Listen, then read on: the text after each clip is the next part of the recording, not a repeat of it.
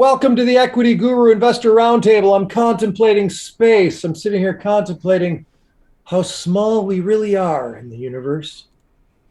But there are companies trying to move into space, as we know, and we're going to talk about space tech with a little bit of a focus on three companies, which Mr. Vishal is going to talk about here in a second. We got Joseph upstairs in the penthouse. We got Vishal, his next door neighbor. They're having cocktail parties left and right. It's really noisy. Crazy. For us guys. Calm down.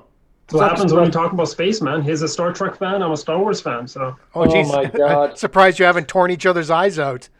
It's all the beep, beep, I'm beep, a fan beep. of both. I am. Here we are in the basement having to put up with their noise. Damn it. But right now we'll listen to Vishal and his intelligence about the space technologies. Before we begin, I just want to ask who here has booked their spaceflight tickets for Virgin Galactic. I think they're going for about $100K, $200K for a flight. Oh. I got to have a firstborn before I can sell them.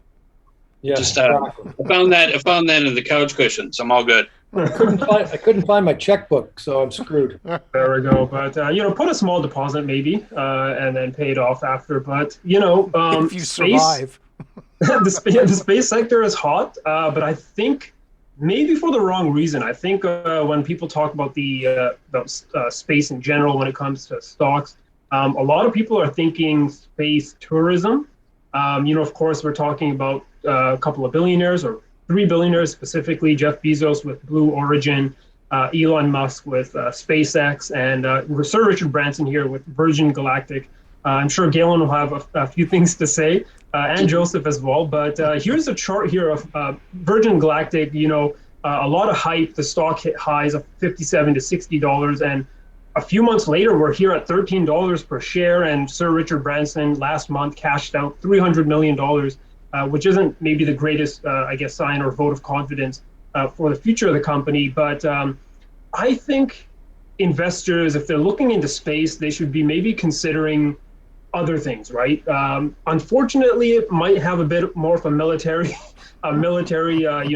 background. But I think such things as satellites, if you read any geopolitical books about basically what's going on between the U.S. and China, a lot of the military generals in the U.S. are saying we need to maintain space superiority. We have to ensure that our space satellites will not be hit by Chinese missiles.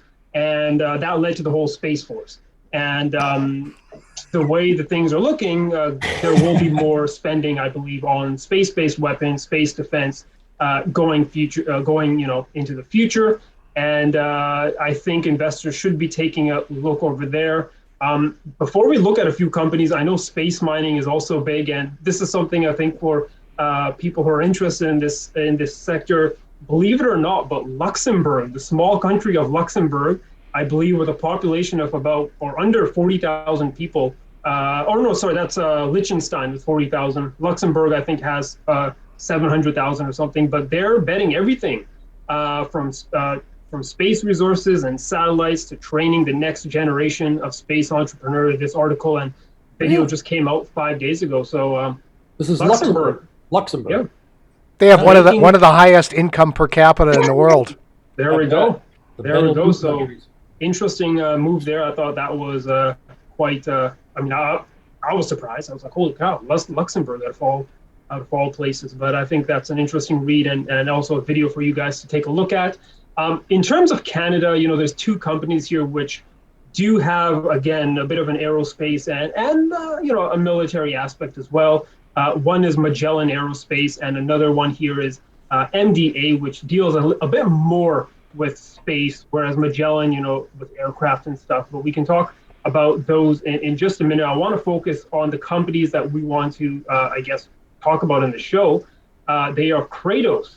And we'll start with Kratos. Again, if you guys have played games such as Call of Duty, a lot of the stuff that you see in terms of the satellite ground bases and the control rooms, essentially is what you're seeing here. And, the name Kratos, if you guys played the game God of War, I think it's a good apt name for this company because they do deal with military technology. So I think that's what you really need to know. And you have is it the same actual name from the game, like identical name? Yeah, it is. So, You're kidding. It is. Yeah, Okay. It Kratos. sounds like a planet, like that. It's like Kratos. It does. She came from Kratos. God of War.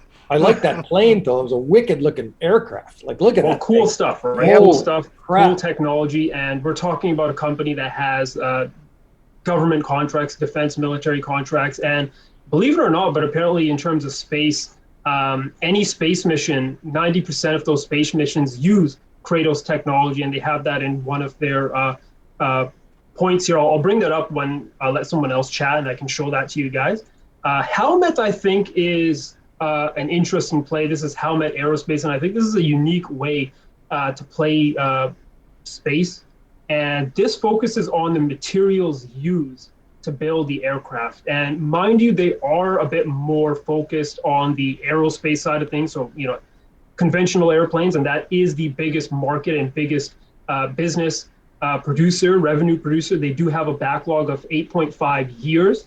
And that's normal. I went to the Boeing facility before things shut down. These are the guys with the 90 percentile. Sorry, dude? These are the guys with the 90 percentile. Is it Basic, Howmet? yeah, Okay, I'll look at the number. it's Howmet, and it's basically of the materials and solutions. They produce more than 90% of all structural rotating aero engine components, and they've invented over 90% of all the aluminum alloys in flight. Wow. That's those guys. They've got Okay. a corner in that market. Yeah, I'll find something because I think I saw something on the Kratos site. Maybe it's in their presentation, but it was some crazy number about the technology that they use in space missions. If I can find it, but again, here we go. 90% of all U.S. space missions employ Kratos solutions. So There you go. yeah, apparently Kratos is a trusted provider in satellite and space, and I've never really heard of them. A lot of people really hear about Lockheed Martin and Raytheon, the big boys. But yeah, back to Howmet, as Galen pointed out as well. Howmet actually does have a space portion where their material science expertise helped land the Apollo aircraft and also launch the shuttle program. And we are expecting more government money to go into space shuttles and other space-related They don't talk about the Challenger. Yeah, the Challenger. There we go. And then finally, we also have here a bit different, if you're not really into military and spacecraft, we have AST SpaceMobile, who basically want to send satellites up in space and build the world's first space-based cellular broadband and network, basically connectivity to 4G and 5G speeds anywhere on the planet, regardless if you're on the highest mountain, the deepest jungles, or in a flight, or if you're on at sea. You will get your speed and connectivity on your phone. And we talked about this a bit earlier, but it just does remind me of, and I keep forgetting the name of that company. Starlink. There we go. So there is, I guess, competition in that space with a bigger backer there. But space, the final frontier. That's what they call it, right? So I had to throw that in there. I don't know. Ask Joseph, Star Trek guy. Okay, all right. One of the things I really like about these types of companies is that if you want an idea of what the future is going to look like, what kind of future tech we're going to be dealing with in the next 10 or 15 years, you got to look at what's being developed by companies which are funded specifically by our tax dollars. I mean, they're getting weapons contracts, etc. Like the original idea is to blow our enemies up better than they blow us up. But ultimately, when the war doesn't materialize or the war gets fought and the war is won, this technology, it comes to us. Like, we inherit it, and usually in different forms, which are not intended to blow us up, but to make our lives better. And that is a principal reason why I would look at one of these companies as being an investment option, specifically because, like, if I look and have a look and I look deeper into what the technology is being offered, I could possibly get an end run and a potential notion of what could be coming down the pike for us. Yeah, that is like, I'm not really interested in like war companies and weapons development and such things. I'm really more of a pacifist like that. But in terms of the fact that DARPA gave us the internet changed everything. I'm looking for the new internet, folks. Right. You're looking for the residual impact from war that's not war. Yes. Galen? Yo. Oh, well, you know what? It's a grab bag of different components of what we know to be the space industry. Unfortunately, academic pursuits and scientific pursuits produce no money, so we won't see much of that going on. But in private venture, because we live in a military industrial country, these are the applications that we'll see. But as Joseph said, when we beat swords into plowshares, we will see some of this technology drift over into the civilian sphere and help us out in different aspects that we didn't realize were applicable until we stopped shooting our enemy with them. Now, these three companies that we're discussing right now, I find the AST SpaceMobile company rather interesting because, one, it provides competition for that asshole that runs SpaceX, and also it provides an opportunity that requires the least amount of friction to get into that particular sector. What they provide is a protocol and hardware that allows these signals and all of 5G, which to a certain extent is where broadband's going to be.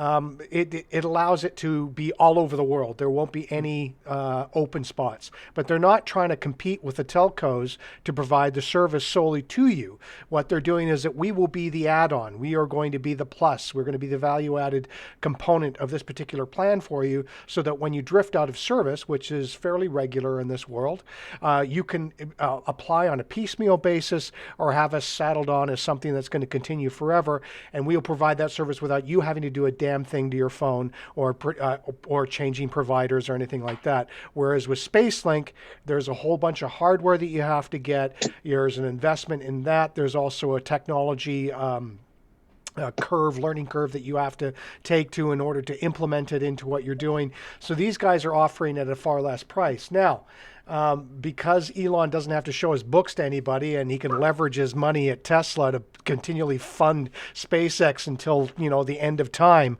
there might be an issue with him trying to buy the sector, which is what, Facebook and every one of these other guys have been doing. It's not necessarily been a great choice or the best choice, but money talks and bullshit walks. So he's going to try and walk his way in there. I like AST because it provides something that's real and something that can be applied today and without us having to completely change things around and feed the ego and avarice of a guy that I think should just walk off the planet. So that aside, let's move on to the other ones. Howmet, I think, is a nice blue chip way to enter the space race because they don't provide a specific service that is subject to government regulation and contracts of getting from wherever NASA, McDonnell Douglas, I'm trying to remember all the Winthrop Grummel, whatever. There's Raytheon, Lockheed Martin. Raytheon, Lockheed Martin. They're not tied into that particular because they play the entire industry. So they are agnostic to where this thing is going, and their engineering and their status within the sector has been established over a 40-year period. They've been doing it a long time. They've made a lot of great relationships, and they're not going anywhere. And they've spent the last year buying down debt to the point where there's hardly anything there. They've also been buying back their stocks, which I really don't like, but they've been doing that. And they're also now reinstated dividends. So this is a good blue chip stock to step into. And the unfortunate part is what we're doing right now, we're centering on stuff that our type of investors may not be interested in because we're not talking small cap or micro cap. These guys, these are the big kids.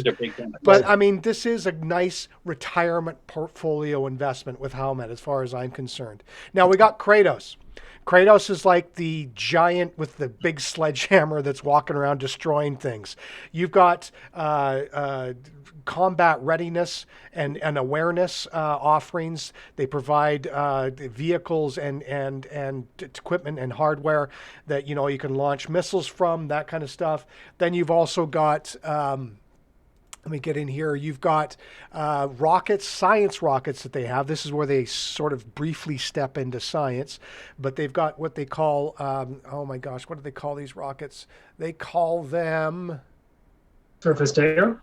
Yeah, well, they're not surface to air. They're specific science rockets, sounding rockets. That's what they call them. So they do that, and these are meant specifically for testing of hardware and science applications. And they've got quite a big chunk of that market.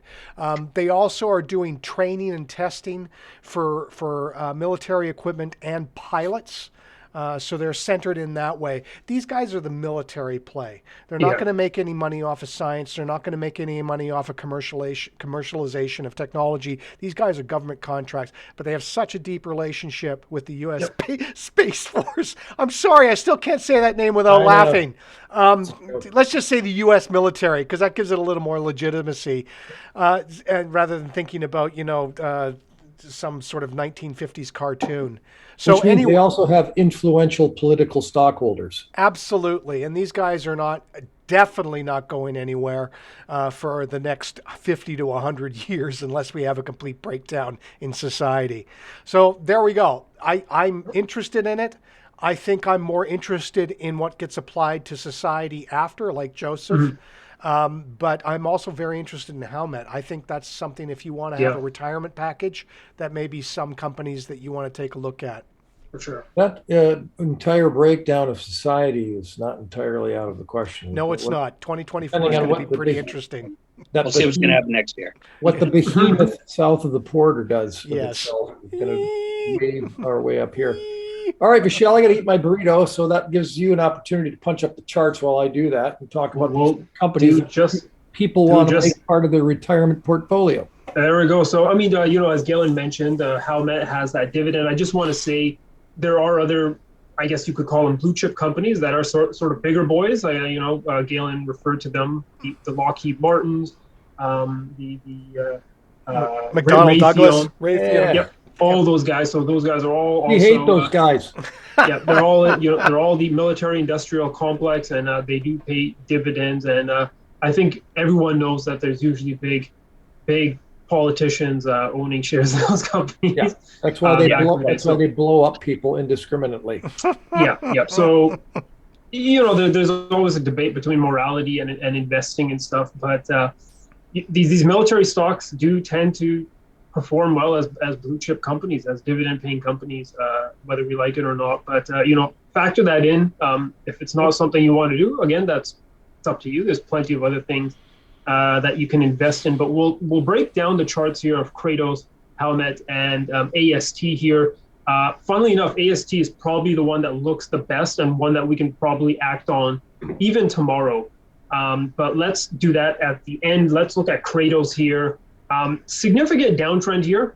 We've just been drifting downwards since June. Unfortunately, we broke below $20 just last week.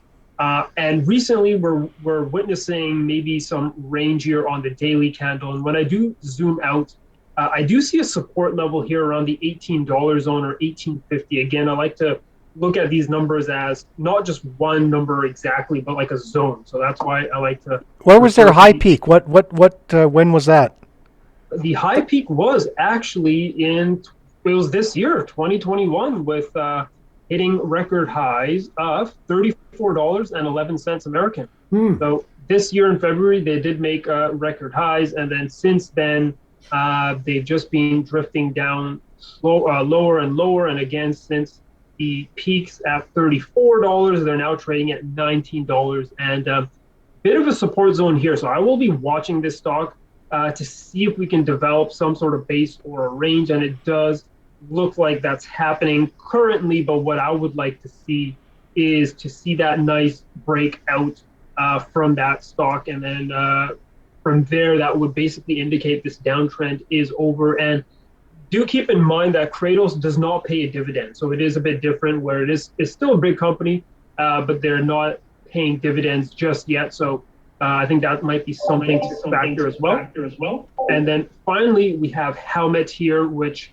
has a channel here. It has, again, drifting lower, a channel. We did actually break out when earnings were released last month around November 5th. Because the earning numbers were actually pretty decent. We had that breakout. We came back to retest the trend line break, which is 100% normal. We should expect that. we had a bit of a pop, which looked really good, indicating that, we might take out those recent highs and make a move higher.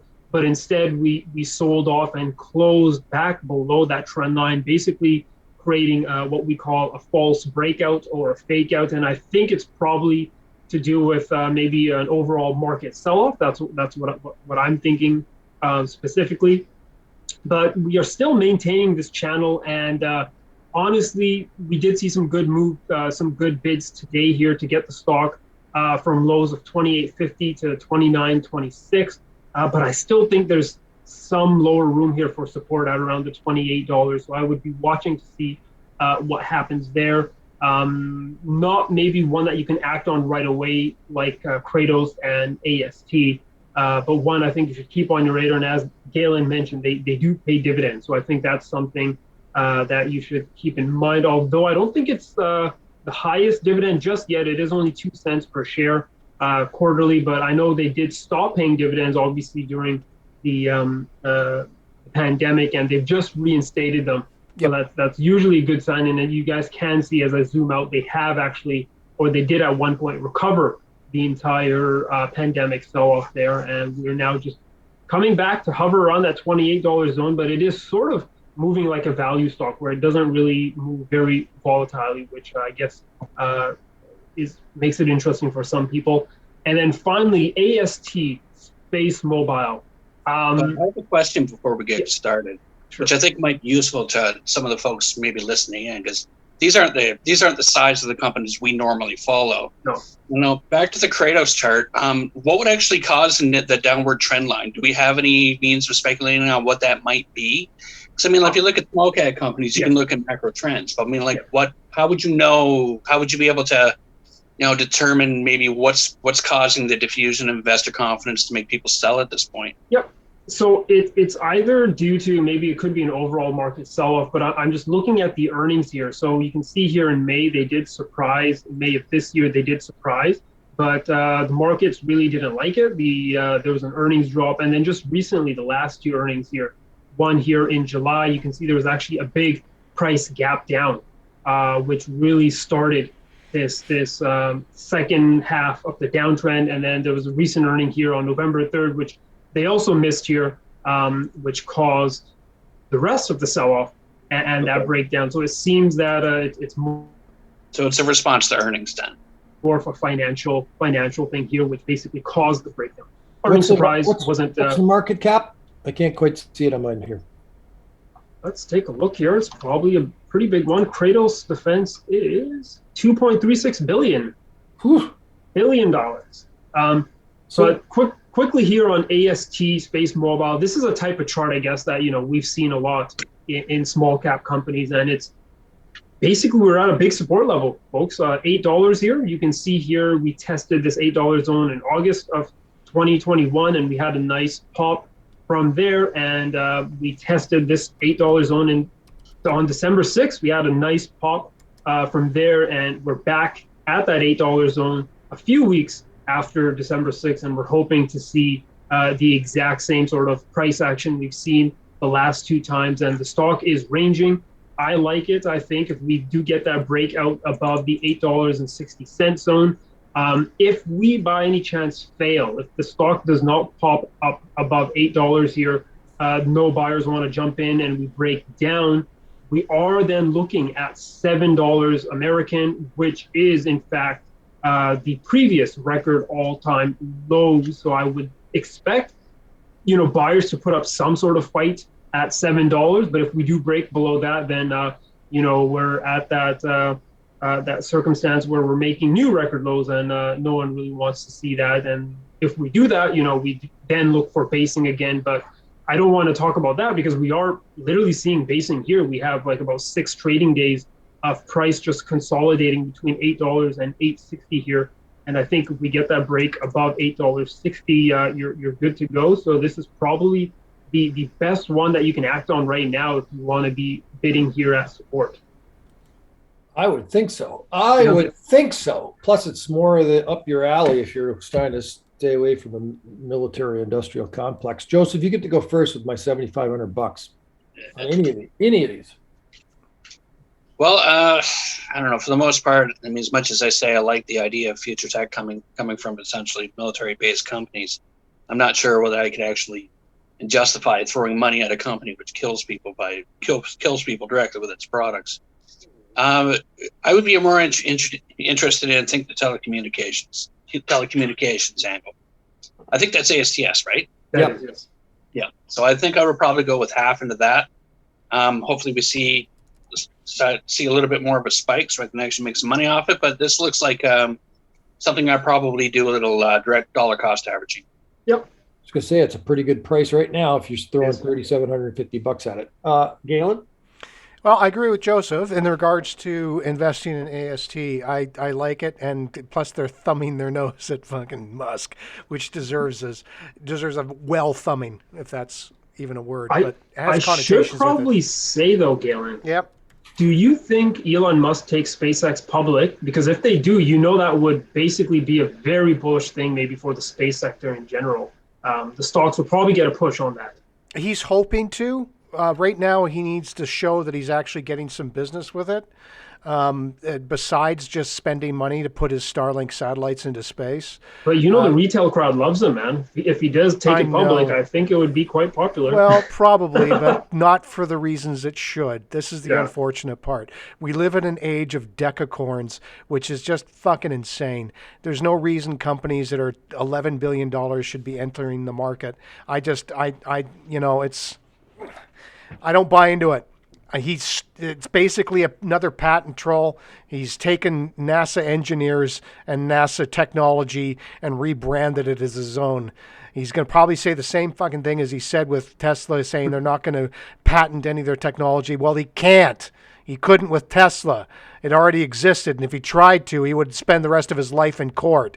So anyway, I like AST. I like the fact that they're coming in under, and I think if you're a smart investor, you'd like them too. We need to stop being bullied by memes and assholes with lots of money. Seriously, it's got to stop. So I think that's a good one to get in at. It's $8. It's relatively cheap.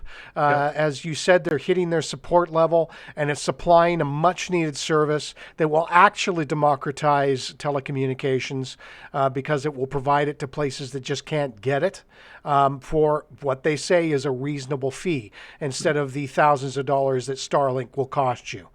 Now, the other one that I'd like to get into is Howmet. Not really a military technology or a military company. They do provide parts for, but they're not making the actual bullets. This is a company that's involved in aerospace and materials, which I think is something that can be readily applicable to the civilian sector and to space science and other types of things, and not necessarily just blowing up your enemy. And they provide a dividend. Now, yes, it is only 2 cents a share at the moment. It will pick up, and I have a feeling that this company will be sort of anti-fragile in the sense that as the world slips off into disorder, there will be more call for parts that it produces, so it won't necessarily be impacted as such. So I'm going to say 3,500 for AST, just because I have a big sort of thing for that, and then another 3,500 for the Howmet. So I'm going in for 7K. Woo! Vishal. Yep, I'm in the 7K zone here as well. I'll be putting 3K in Howmet around this area, and I think, as Galen said, it's reacting decently. It looks like it's a value stock, like the way it's acting. We've seen too many stocks just a big red. I mean, mind you, it is going down. There is a particular downtrend, but given what the market's doing, I think it's holding up relatively well compared to other stocks that are out there. And then, ASTS, I would be throwing in 2K here right now. And then the rest of the 2K, I wait to see if I get that break above 860. If I get that break above 860, I do buy some more after that. And I want to do that just because then I know that the momentum will continue. Otherwise, if we do get that close below $8, I would just sit on the sideline until we hit $7 and then throw in my extra 2K at $7 and hope that buyers defend that all-time record low there. All right, so we got 3,750 from Joseph. We got $7,000 from Galen, and we got $5,000 right away from Vishal. That's a nice little cross section there. These are big cap companies that we normally don't talk about, but as Galen pointed out, maybe a nice little kind of retirement fund, a consistent situation that's going to be around for years to come because people are consistently blowing each other up. Kratos Defense is KTOS on the NASDAQ. Howmet Aerospace is HWM on the New York Stock Exchange. And AST SpaceMobile is ASTS also on the NASDAQ. So you'd have to be involved with the U.S. market to get these suckers going, but it gives you a good idea what the space technology sector is doing, and that's why we're here. By the way, video of all of the guys that you refer to as a-hole billionaires look like the most fun, and I have my gripe with this guy because of something that happened to me in 2004 with this stupid airline. Big time. Cost me thousands of dollars. Bastard. But it looks like Branson's group had the most fun. The video of those guys, like it looks like they're skimming across outer space, like riding in first class, and they're like sitting in a, like an air, look like a Singapore Air, it's just waiting. Didn't it? Didn't it look like kind of more fun than the guy with the penis rocket? Yeah, no, totally. Yeah. Totally. Anyway, we can't guarantee any past performance, folks, in terms of future results. That's just not going to happen. We also can't guarantee what we've told you, but it's pretty damn good education. You've learned a lot, I hope, because I know I have. And the boys are doing a little investing here, so that's cool. Keep an eye out for Luxembourg, too. Say it again? Keep an eye out for Luxembourg, the new space power. The new space superpower. Luxembourg, baby. If they're not underwater like Belgium and the Netherlands, because they're below sea level, a lot of those. Yep. That's it. Do your own homework, people. Do your own research. No guarantees. Thank you very much. We'll see you on the next Equity Guru Investor Roundtable. Cheers. Maybe that's why they're going to space so they don't get sunk.